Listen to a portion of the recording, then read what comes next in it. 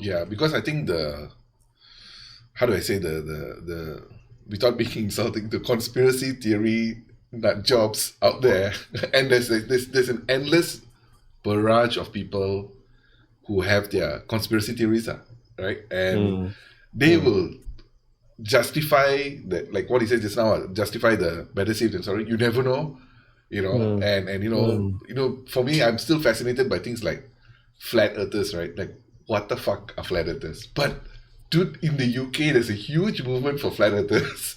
Not to mention the US. I don't even want to talk about it, right? For me, it's like, man, I can't even. This is something that I can't even digest. This idea of you're so convinced that the world is flat, and it's a 5G conspiracy to convince people that the thing is like it goes back to what we talked about initially about the bubbles, right? You have no idea how powerful that freaking bubble is, man. Yeah. Yes. It's not just you thinking it. Last time, a conspiracy theorists like you don't have Facebook groups to join. You don't have blog pages that tell you that you're right. You don't have social media telling you that all your friends think you're right as well. That kind of barrage of confirmation bias is just fuck this, man. Chak, if I were to ask you, right, so this is something that I do that I don't know whether it's the right thing or the wrong thing, but it's just something I do for my own sanity, right? Is on Facebook, we all our friends from even people who don't really keep in touch, school friends from even primary school sometimes add you on Facebook, right? So your Facebook kind of has a very diverse group of people, and whenever something controversial happens, right, suddenly you hear the ugly side of these people talking about especially when it comes to like race and religion and those kind of stuff. And so you unfollow? I unfriend.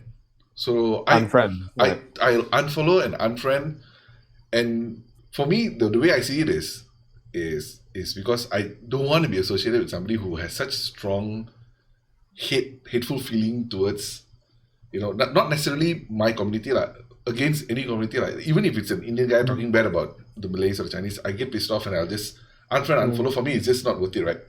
But I don't know whether I'm also guilty of creating a bubble where I'm excluding all these people from my bubble, and I don't know what's the consequence of that.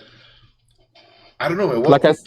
I think it's back to what we talked about earlier, lah. There's a gauge for lost cause, lah. There's a limit, lah. It can't be no limit, right? Like if your friend's like a pedophile and he's open about it and he's not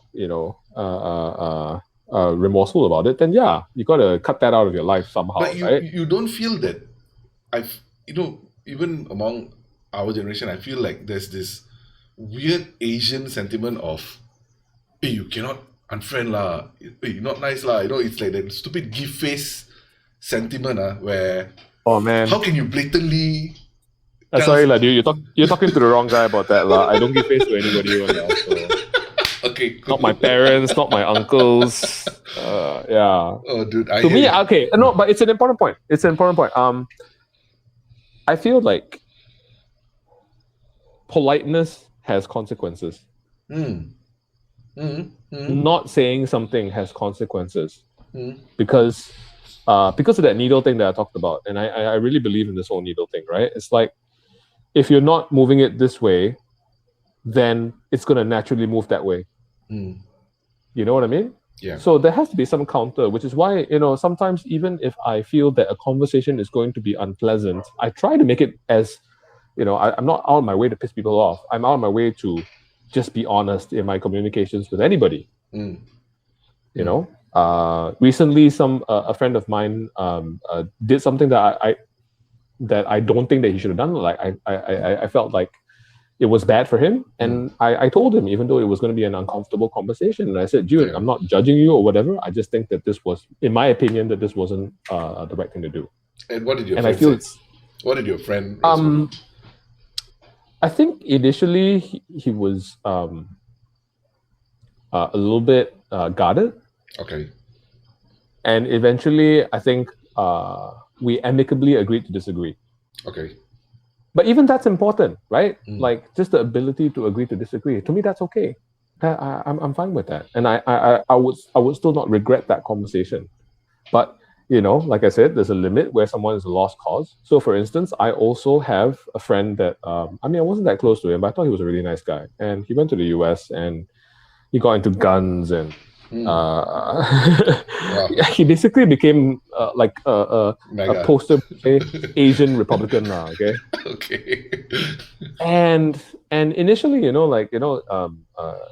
it's pretty obvious that I'm probably leaning slightly more to the liberal side, right? And we had a few conversations about it, and his conversation was so one-sided that I just, at some point in time, I just went like, I can't engage with you, man. Like, Mm. there's no point. It's just bad for both of us. So Yeah, I mean, I hear you because even some friends I went to college with who I don't want to mention names lah, but it was a Malay dude, Malay yeah, Singaporean, yeah, uh, studied in Sunway here, KL, and then went to the US and then came back. So he's in Singapore. But when this whole George Floyd thing happened and Black Lives Matter, right? Our friend from Singapore starts posting about how this whole BLM movement is just conspiracy. They are just trying to fool you. BLM is a scam, blah blah blah blah. And I see reasonable people like reply to him and say like, why are you doing this? Like you're not even there. You're not even African American. You don't really know what this culture goes through. Why are you so heavily against this movement that And his reply was, to be fair, very courteous. He's like, if it was me, which I didn't comment, but I use my name as an example. Hey, Ja, thanks, man. Thanks for commenting. It's okay. You don't know what you don't know. I still love you. You're still my friend. That's his response, right? Which is okay, lah. He was not going out there and picking fights. But, I couldn't understand, why are you so interested to push this conspiracy theory from all the way over here? And push I think in that case, right, I would be genuinely curious. Like you actually mentioned that you're curious, but I feel like you're quite emotional about it. Like, I would actually be genuinely curious. Like, hey, bro, like I just want to have a discussion. You should invite him on the show, man. Oh man, Yeah. I think I would like to think I'm a very understanding person. I would like to think, but when somebody is just saying something, and my worry was, I was reading a lot of people commenting like, why I didn't comment was, many people were saying the things that I would have said to him in a reasonable way. There was no haters on his page. It was all his friends who was asking him kind of reasonably, and his response is basically, you don't know.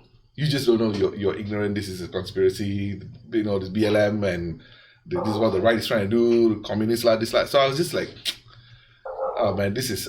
The thing is, it didn't seem like what he had to say was substantial enough that I would want to listen to it. I know I sound like a bigot saying that, but it just seems he was very dismissive about everybody else commenting. So I was just like, okay, I'm not going to bother trying to dive into this hellhole. Yeah, I mean, I think it's important to confirm whether he's being dismissive. So if he is, then yeah lah, fuck him lah. But if he's not being dismissive, if he's open to having a discourse about it, then I would discourse lah. Yeah, I mean, once I remember, like, there was this friend that I really respect intellectually, and this is a really hilarious argument lah. It was about whether or not you're supposed to feed your dog bones. Okay. And I've been feeding my dog's bones since I was a kid lah. Okay. And he was saying that, how can you do that? It's so cruel. And I was like, cruel? How? And he said, like, you're putting the dog at risk of, whatever. And I was like, okay, find me the evidence. And both of us, right? I mean, we're still friends and all that, but both of us spent 4 hours sending each other links and, stuff like this and talking and stuff like that. I mean, it was a healthy conversation, know? And the base argument for me was actually scientific, because I have had dogs since I was 10 years old. That's 30 years of owning dogs, 3 generations of dogs, fed every day. If there was a 1% chance that they could die from bones, I would have 9 dead dogs. Simple math, What was his justification? Scientific research and blah, blah, blah, blah. And he couldn't find very much solid stuff, but he held on to his guns. There was actually no scientific study that actually said that there was a danger in bones. There was only like a case record from a vet that said that, yes, I've had 2 cases of dogs with, bones lodged in their stomach and stuff like that. 2 cases. I mean, come on, talk about like cancer or heart attack or whatever. There's going to be cases no matter where you go, right? It's the risk factor. Yeah. Blah, blah, blah. Anyway, I think to bring it back full circle, the problem is also the fact that people can always use the exception to justify whatever it is. If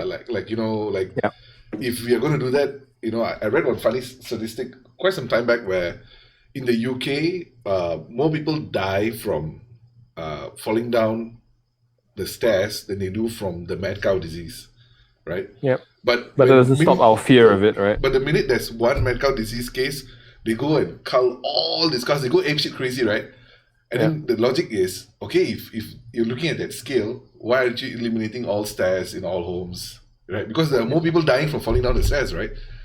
And so it's just that the idea that is our, whatever that fear that drives us, and we go like, oh, there's 20 cases, and then that's enough to justify your narrative, like whatever the narrative is, right?